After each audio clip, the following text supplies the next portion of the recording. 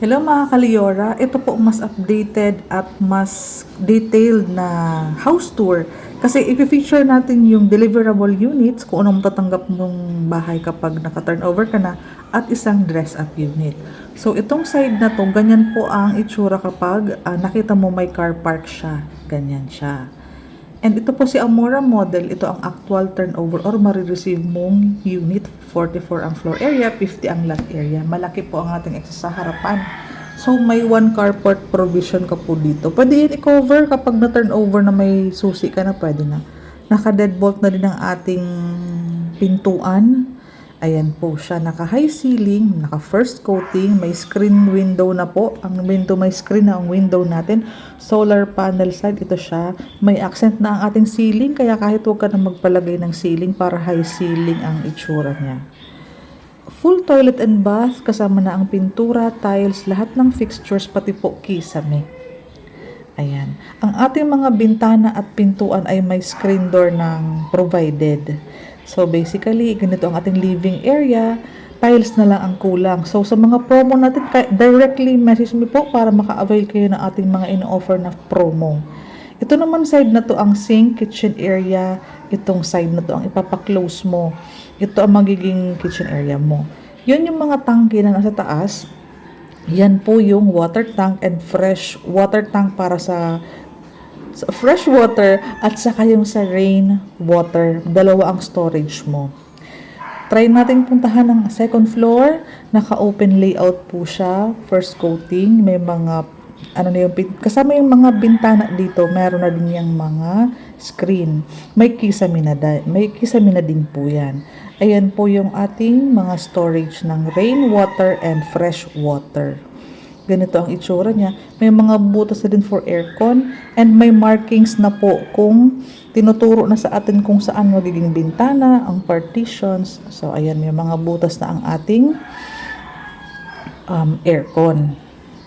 So, ganyan po ang ating deliverable unit. Sobrang nakatipid na tayo pera doon sa ating solar panel, sa mga screen door, sa mga screen sa windows, fresh water tank, rain water tank, kasama na po yan. Maganda pa po ang mga amenities. So talaga pong no doubt trending na trending po si Leora Homes ng Naik Cavite. So ayan po siya. Kung gusto mo ng end lot, may mga available pa kami. Okay, pareho po. Dito tayo sa ayan po ang dress up unit. Ganito na po ang magiging vibe, magiging itsura niya kapag may mga gamit na po siya. Pwede mo pong ipagaya ang inspiration na to since na-appreciate mo na siya sa tripping na ganito pala pwede ipalagay sa may ilalim ng hagdanan. Ito pa ang living area, dining area. Ayan siya po. Ganyan. Kapag inner po, ganyan po ang itsura. Ito ang ating full toilet and bath. Ganyan. May mga end unit pa sa mga interesado. Screen door. May screen din sa windows. Double deadbolt na ang ating lock sa pintuan. Service area.